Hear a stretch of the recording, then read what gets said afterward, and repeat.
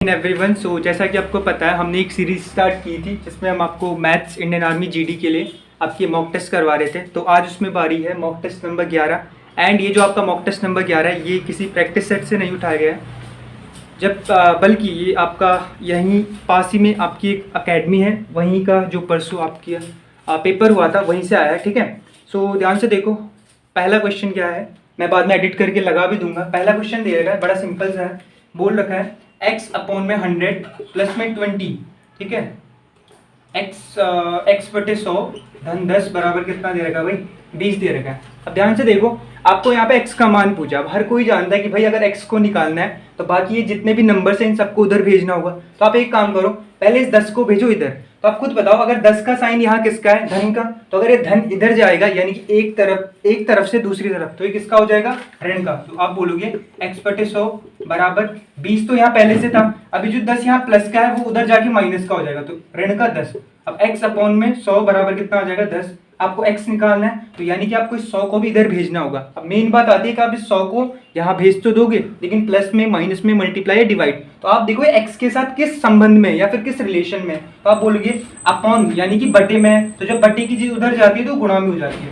तो 10 गुणा गया 100, तो x का जो मान आएगा हमारा वो कितना आएगा, 1000 या फिर 1000, जो कि आपको ऑप्शन नंबर 2 या 3 में दिख रहा होगा। ठीक है, अच्छा नेक्स्ट क्वेश्चन देखो, आपका बीजगणित अलजेब्रे का सबसे फेवरेट क्वेश्चन है ये। क्वेश्चन दे रखा है x प्लस में 1 अपॉन x बराबर दे रखा है 4। तो आपको x स्क्वायर प्लस में 1 अपॉन x स्क्वायर की वैल्यू फाइंड करनी है। ठीक है, देखो भाई, जब भी x प्लस में 1 बटे x का मान दे रखा होता है कुछ, मान लो यहाँ पे रहता a। ठीक है, a बोले तो कोई भी नंबर हो सकता है, और अगर आपको x स्क्वायर प्लस में 1 अपॉन x स्क्वायर का मान निकालना है तो आप कुछ नहीं करते, इस a का कर देते हैं वर्ग और माइनस कर देते हैं 2, यानी कि 4 का वर्ग कर दो। तो 4 का वर्ग कितना होगा, 4 का वर्ग होता है 16, और 16 में से 2 को माइनस कर दो, तो 16 माइनस 2 यानी कि 14। तो जो इसका राइट आंसर होगा वो होगा 14 बोले तो 14। ठीक है, ओके।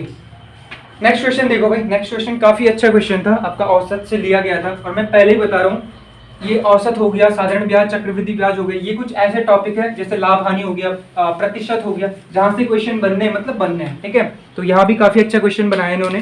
ठीक है, औसत का ध्यान से देखो क्या बोल रहा है, पहले क्वेश्चन पढ़ लो।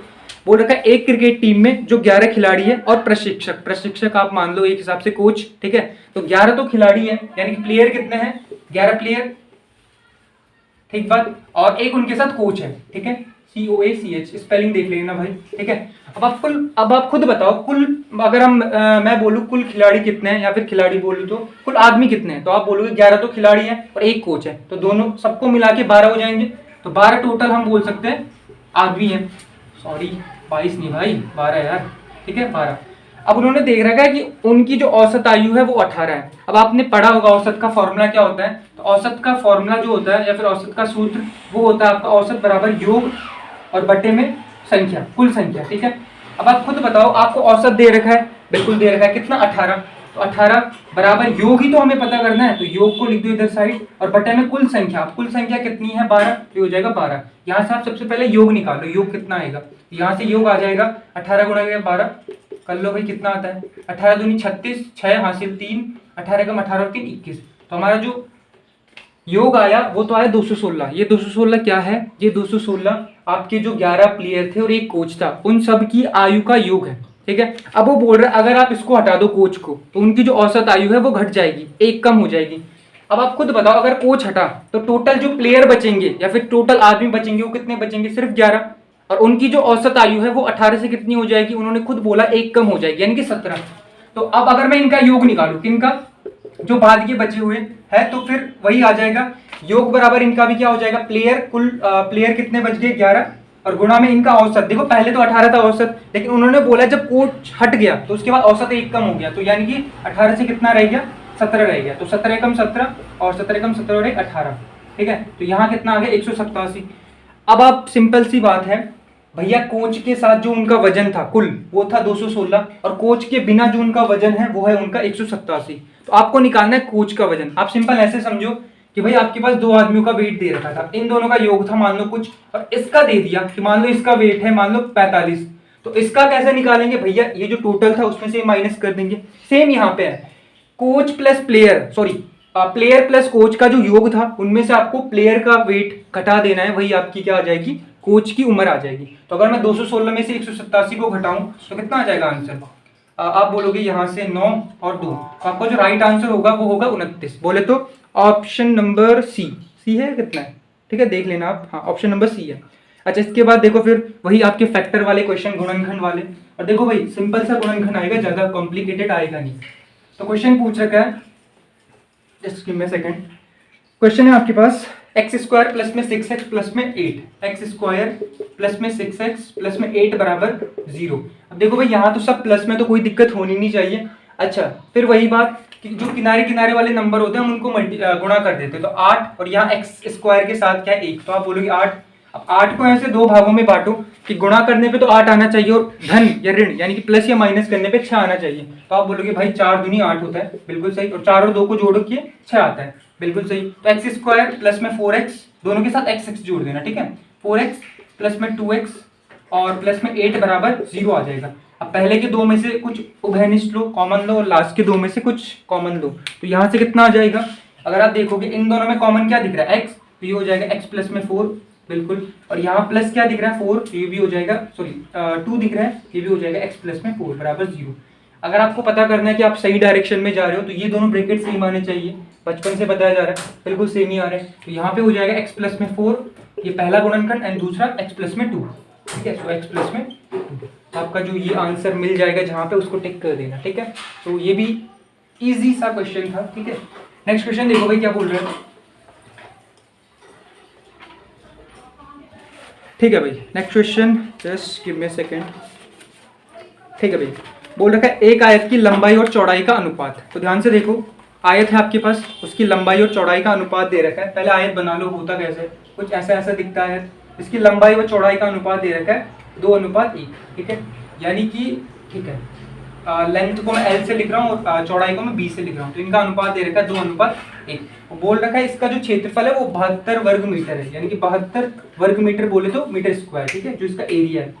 अब आप खुद बताओ, मैंने आपको एक चीज बताई थी अनुपात वाले, जब मैंने अनुपात वाले क्वेश्चन आते थे कि जब भी आप किसी अनुपात से कोई भी संख्या बनाओगे, लेट सपोज ये 2:1 है, जब आप इस 2:1 से संख्याएं बनाएंगे तो आप इनके साथ, क्योंकि हमें नहीं पता कि ये नंबर क्या है, बस हमें ये पता है कि ये 2 का मल्टीपल होगा, तो 2 के साथ जब हम 2 को नंबर बनाएंगे या फिर संख्या बनाएंगे, 2 के साथ आता है हमेशा एक चर, यानी कि 2x, और सेम यहाँ पे 1 के साथ आएगा तो ये आएगा 1x, या फिर आप ऐसे भी बोल सकते हो 2x और x, क्योंकि 1x का मतलब ही भैया x होता है, ठीक है। तो यहाँ से अगर मैं, अब ये हमारे पास लंबाई कितनी आ गई 2x और चौड़ाई कितनी आ गई 1x। अब आपको क्षेत्रफल निकालना है। अब आप खुद बताओ आयत का क्षेत्रफल क्या होता है ना। तो आयत का क्षेत्रफल जो होता है वो होता है आपका लंबाई गुणा के चौड़ाई, ठीक है। कितना होता है? लंबाई गुणा के चौड़ाई।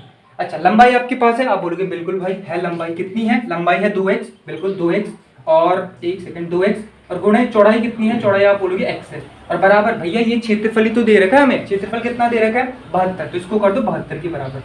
क्लियर है भाई, लंबाई गुणा के चौड़ाई बराबर क्षेत्रफल, और क्षेत्रफल पहले से दिया था तो हमने वही तो रख दिया, सिंपल सा है, ठीक है। अच्छा, अब गुणा कर दो, तो ये 2 किसके साथ गुणा होगा? x के साथ, जो भी था 1, तो ये हो जाएगा 2 एकम 2, और x और x जब गुणा होंगे तो ये बना देगा x स्क्वायर बराबर 72। तो आपके पास यहाँ पे आ गया 2x स्क्वायर बराबर 72। तो यहाँ से आपको x स्क्वायर का मान निकालना। फिर वही बात भाई, 2 को तो यहाँ भेजना है, लेकिन पता नहीं कैसे भेजना है। आप ये देखो 2x स्क्वायर के साथ किस रिलेशन में था? आप बोलोगे गुणा में था, क्योंकि तभी तो ये एक दूसरे के साथ यू में आ गए 2x स्क्वायर। अब 2 जब यहाँ जाएगा तो ये भाग में आ जाएगा, तो ये कितना हो जाएगा? x स्क्वायर बराबर, अब 72 को 2 से भाग दे लो भाई, कितना आ रहा है 36, तो x बराबर कितना आ जाएगा? किसका वर्ग भाई? 36 होता है, आप बोलोगे 6 का वर्ग 36 होता है, तो x का मान कितना आ जाएगा? 6। यानी कि अगर वो लंबाई पूछेगा तो वो हो जाएगा हमारा 2x था, तो ये हो जाएगा 2 गुणे के 6, तो 2 छक्के 12, और अगर चौड़ाई पूछेगा तो वो हो जाएगा 6 सिर्फ, क्योंकि वो खुद x था। तो यहाँ से देख लो आपको कुछ क्या पूछा था, यहाँ से मैं पूछा था उसकी लंबाई क्या होगी, तो भाई लंबाई कितनी हो जाएगी 12। ये भी बड़ा आसान सा, थोड़ा एक्सप्लेनेशन में टाइम लग गया, वरना क्वेश्चन कुछ नहीं था, ठीक है। नेक्स्ट क्वेश्चन देखो भाई, ये भी आसान सा ही क्वेश्चन लग रहा है, ठीक है। नेक्स्ट क्वेश्चन है आपके पास, हाँ, बोल रहा है किसी संख्या का, ढंग से देख लो, किसी संख्या का 3/4 का 1/3 का 4/5 का मान 35 है। अब भाई कोई लैंग्वेज पढ़ेगा तो फिर कंफ्यूज हो जाएगा। मान लो कोई संख्या है x, ठीक है, x नहीं मान रहे हैं, इस बार हम कुछ अलग मानते हैं, मानो कोई संख्या a, ठीक है। तो a का मतलब गणित में गुणा होता है, आपको पता है। a का 3/4 बिल्कुल, और उसका भी कितना, उसका भी 1/3 और उसका भी कितना 4/5। इसका मान दे रखा है 35। तो भाई बोल रहा है a का मान निकाल दो। अब देखो अगर आप ध्यान से देखोगे तो ये तो कट रहे हैं, 3 से 3 कटा, 4 से 4 कट गया, ठीक है। बचा कितना, सिर्फ 35। और ये 35 किस में है, बटे में, तो ये उधर चला जाएगा गुणा में, यानी कि भाग में तो ये उधर गुणा में आ जाएगा। अब 35 पंजे कितना होता है भाई, कैलकुलेशन कर लो। 5 पंजे 25, 5 से लगे 2, 5 से 15 तो 17। तो यानी कि जो संख्या आएगी वो कितनी आएगी भाई, वो आएगी 175। क्लियर है, ठीक है। अब देखो ऐसे ऐसे क्वेश्चन भी आ रहे हैं आपके पास। क्या क्वेश्चन दे रखा है, बोल रखा है यदि x एक सम संख्या है, x आपका एक सम संख्या है, x एक सम संख्या है, सम जानते हो ना, बिल्कुल सम संख्या है। सम बोले तो जो संख्या 2 से पूर्णतः विभाजित हो जाती है। अब आप कोई भी एक सम संख्या चुन लो। अच्छा क्वेश्चन पहले पूरा पढ़ लेता हूँ। बोल रखा है यदि x एक सम संख्या है तो इसकी सॉरी आगे आने वाली विषम संख्या बताइए। तो आप खुद जानते हो, अगर मान लो 2 एक सम संख्या है, बिल्कुल 2 के जस्ट बाद आपका विषम संख्या कौन सी होती है, आप बोलोगे 2 के बाद विषम संख्या 3 होती है। आपने 3 कैसे निकाला, आप बोलोगे 2 में 1 जोड़ के, यही तो होता है। तो हम क्या करेंगे, अगर x एक सम संख्या है तो इसके जो जस्ट बाद वाली विषम संख्या निकालनी है वो हम कैसे निकालेंगे, x प्लस में 1 करके। क्लियर है, सिंपल था। तो अब ऐसे क्वेश्चन भी आ रहे हैं, मतलब क्या ही बोले, ठीक है। नेक्स्ट क्वेश्चन देखो भाई, एक विद्यालय में 200 विद्यार्थी है, बिल्कुल बढ़िया। एक विद्यालय में आपके टोटल जो छात्र है वो है 200, यानी कि विद्यार्थी हम बोल सकते हैं, ठीक है। अब बोल रखा है यदि इनमें से ये जो टोटल भाग है ना, इसका 3/10 जो भाग है, 3/10 भाग लड़के हैं। क्या है, लड़के हैं। तो हमें लड़कियों की संख्या बतानी है। तो आप खुद बताओ, अगर मैं 200 का 3/10 निकालूंगा तो मुझे लड़के मिलने चाहिए, आप बोलोगे बिल्कुल। तो मैंने 10 से 200 काटा 20 बारी, कितनी बारी, 20 बारी, और 20 दिया गुणा कर दिया 60। अब आप खुद बताओ, अगर 200 में से 200 कुल बच्चे, उसमें से अगर आपकी 60 अगर लड़के हैं तो लड़कियां कितनी होंगी, क्योंकि हमें लड़कियों की संख्या पूछिए। तो 200 में से अगर 60 लड़के हैं तो 100 जो कितनी बची, 140 वो लड़कियां हो जाएंगी, बिल्कुल सही बात। 140 कितनी हो जाएंगी, 140 लड़कियों की संख्या हो जाएगी। क्लियर है, बिल्कुल भाई। अच्छा नेक्स्ट देखो, यदि किसी संख्या को किस संख्या को 1944 से गुणा किया जाए ताकि वह एक पूर्ण घन बन जाए। अब देखो ये आपने, आई थिंक अगर आपने लासा मासा पढ़ रखा है तो आपको अच्छे से बताया गया होगा कि ऐसे क्वेश्चन में हम क्या करते हैं। सबसे पहले हम इनके अभाज्य गुणनखंड करते हैं। अभाज्य गुणनखंड बोले तो क्या है नंबर आपके पास, अरे भाई अच्छा 1944 कितना है, 1944। सबसे पहले इसके अभाज्य गुणनखंड करो तो 2 से जाएगा पहले, 2 9 में 18, 2 9 में 18, 1 4, 2 7 14, 2 दूनी 4, ठीक है। फिर 2 से जाएगा 2 चक्कू 8, 1 सेकंड, हाँ मुझे ऐसा लग रहा है कुछ गड़बड़ लग रही है, जस्ट गिव मी सेकंड। 1944, ठीक है। 2 9 में 18, 1 7, 1 4, 2 7 14 और 2 दूनी 4, ठीक है। फिर 2 से करेंगे तो ये कितना हो जाएगा,